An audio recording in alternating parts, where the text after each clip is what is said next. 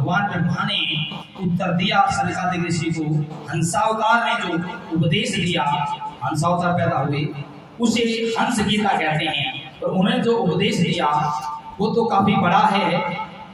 उनको सार रूप में मैं आपको समझाऊं, शॉर्टकट करके समझाऊं। पहले मन विषयों में जाता है, फिर विषय बन जाता है, फिर मन विषयाकार हो जाता है, तब जीव दुखी होता है। इसको थोड़ा सा और एक्सप्लेन करता हूं। एक श्लोक आया है गीता में, आपने सुना भी होगा। ध्यायतो विषयान पुंस संगस्तेषु उपजायते संगात् संजायते कामात् क्रोधो विजायते। ध्यान से सुना, 5 सालों का सुना है। ये जीव विषयों को ध्यान करता है। ये हमारी जो इंद्रियां हैं, 10 इंद्रियां हैं, 5 ज्ञान इंद्रियां हैं, 5 कर्म इंद्रियां हैं। जो 5 ज्ञान इंद्रियां हैं, आंख, नाक, कान, जिह्वा, त्वचा, जो ये 5 ज्ञान इंद्रियां हैं, ये इनका अलग अलग विषय होता है। आंख का विषय देखना है, नाक का विषय सूंघना है, कान का विषय सुनना है, जिह्वा का विषय चखना है, और त्वचा का विषय स्पर्श करना है। ये अपने अपने विषय को पकड़ते हैं, और जो विषय इनको अच्छा लगता है, इनके साथ मन होता है, तो दोबारा उस विषय को चाहती है। इंद्रिय का और विषय के साथ संयोग होना कोई बुरी बात नहीं है। यदि कोई रूप आता है, कोई लड़की आती है, कोई चीज आती है, रूप देखना आंख का काम है, कोई बुराई नहीं। कहीं लिखा होता देखो मगर प्यार से देखो, देखना कोई गलत बात नहीं है। आंख बंद करके थोड़ी चलेगी, लेकिन उसको अपना ही समझ लें, ये गलत बात है। तो किस चीज को सुनो, सूंघो, स्पर्श करो, लेकिन वो हमारी हो जाए, स्पर्श हो जाए, तो एक गुड टच और बैड टच होते हैं। टच करना चाहिए, अच्छा है या बुरा है, हमें पता चलता है, इंद्रियां बताती हैं।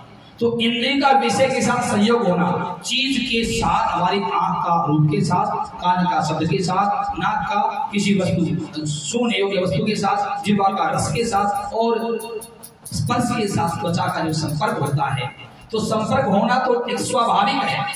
इंद्रिय का विषय के साथ संपर्क होना एक स्वाभाविक बात है। लेकिन इंद्रिय तो चली गई, इंद्रिय विषय तो चला गया, वस्तु तो चली गई, लेकिन इंद्रिय बार बार उसी विषय का जो ध्यान कर रही है। आपको और थोड़ा सा खुल के समझाऊं, आप कहेंगे कैसी बात कर रही हैं, आपको जल्दी समझ में आ जाएगा। किसी लड़की को देख लिया, एक जवान लड़की ने, कोई गलत नहीं है, देख लिया, वो लड़की तो चली गई, लेकिन देखने के बाद, जाने के बाद भी उसी का ध्यान, उसी रूप का ध्यान लड़का कर रहा है। वो तो चली गई, लेकिन उसी आंखों आगे से चली गई, हिरने में तो बस गई। ये क्या गलती हो गई। और ध्यान एक बार नहीं, दोबारा, फिर कल, फिर परसों, फिर बार बार ध्यान करने से एक चीज की रिपीट, बार बार जो रिपीट होता है तो क्या होता है, ध्यायतो विषयान पुंस है। पुरुष या जीव विषयों का ध्यान करते करते संगस्तेषु उपजायते, उसके संग ही हो जाता है। पुरुष उसके संग हो लेता है, वो चीज एब्सेंस में भी, वो विषय प्रेजेंट नहीं है, वो लड़की पास में नहीं है, लेकिन फिर भी वो नहा रहा हो, चाहे खा रहा हो, चाहे सो रहा हो, उसके साथ में वो विषय रहता है, उसके आगे से हटता नहीं है। वो लड़की का चेहरा आंखों आगे से हटता नहीं है। इसका नाम है संग। अरे बार बार संग होता तो क्या होता है, संगात संजायते कामा। इतना संग होने से एक दिन, 2 दिन, 3 दिन बीत गए, तो उसके मन में काम पैदा हो जाता है। काम का मतलब है इच्छा, मुझे मिल जाए, ये मुझे मिल जाए, ये इच्छा पैदा हो जाती है। ये तो एक एग्जांपल है, और भी बहुत सारे विषय से होते हैं। काम हो जाता है, इच्छा हो जाती है, ये लड़की मुझे मिल जाए, तो कैसे मिले, फिर वो क्या करता है, तरीका ढूंढता है। ये लड़की कहाँ पढ़ती है, कौन सी क्लास में पढ़ती है, ट्यूशन कहाँ जाती है, साइकिल से जाती है, स्कूटर से जाती है, इसका रास्ता कितनी दूर है, इसके पापा क्या करते हैं, तुझे मार तो नहीं देंगे, इसके भाई कितने बड़े हैं। तरीके ढूंढता है कि इसको पकड़ने का, मिलने का तरीका क्या है, कहाँ से जाती है, किस टाइम जाती है, फिर इसको प्राप्त करने की कोशिश करता है। आज वो कोशिश करेगा तो बाधाएं आएंगी बीच में, उसका भाई देखेगा, भाई पीटेगा, पापा रोकेगा, ट्यूशन वाला टीचर रोकेगा, और पड़ोसी रोकेगा, कोई को रोकेंगे जरूर। जो रोकेंगे तो उसको क्या आएगा, अरे हम तो बड़े हैं, यदि छोटा 1.5 साल का बच्चा है, उसको आप फोन दे दो और उससे हाथ में छीन के देखो, गुस्सा आता उसको। वो बोल तो नहीं सकता, पर जताता है कि मुझे गुस्सा आया है, छीनता, रो पड़ता है, नहीं देता है, पर दोबारा फोन दे तो चुप हो जाता है। तो हमारी जो इच्छा की चीज है, इच्छा पूरी नहीं होती है तो हमको क्या आता है? गुस्सा आता है। तो कामात क्रोध हो भी जाते, काम से क्रोध उत्पन्न होता है। पहले इच्छा पैदा हुई, इच्छा पूरी नहीं हुई तो गुस्सा आता है, और एक बार नहीं जब बार बार गुस्सा आता है, क्रोधात बहुत संभव है, सम्मोहात स्मृति विभ्रम है। क्रोधात बार बार क्रोध आता है, क्रोध होने से स्मृति भ्रंश हो जाती है। क्रोध में कई बार हम क्या हो जाते हैं? किंग कर्तव्य विमूढ़, हमको क्या करना है क्या नहीं करना है भूल जाती है।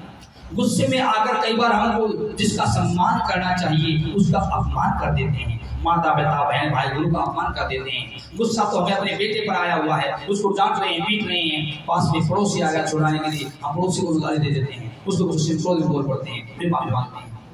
तो क्रोध में मनुष्य ये भूल जाता है तुझे क्या करना चाहिए क्या ना करना चाहिए। गुस्से में पत्नी को पीट रहा है, पत्नी के चक्कर में टेलीफोन टीवी तोड़ दिया, फोन तोड़ दिया, घर में पत्नी का सिर फोड़ दिया, फिर में निकल जाता है, कई लाख हजारों का नुकसान कर दिया, लाखों का नुकसान कर देती है। तो क्रोध से क्या होता है?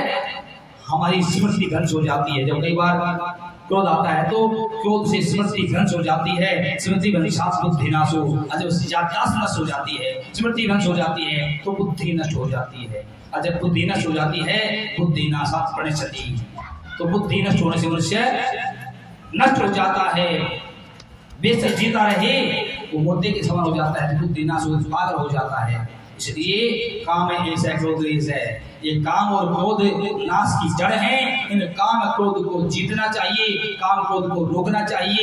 इंद्रिय को विषय से संपर्क होना गलत बात नहीं है, लेकिन काम ना हो, इच्छा पैदा ना हो, ये चीज जिस चीज को देखे वो मेरी हो जाए, दैट इज रॉन्ग, ये बिल्कुल गलत है। देखो जरूर लेकिन उसे अपना ना समझो।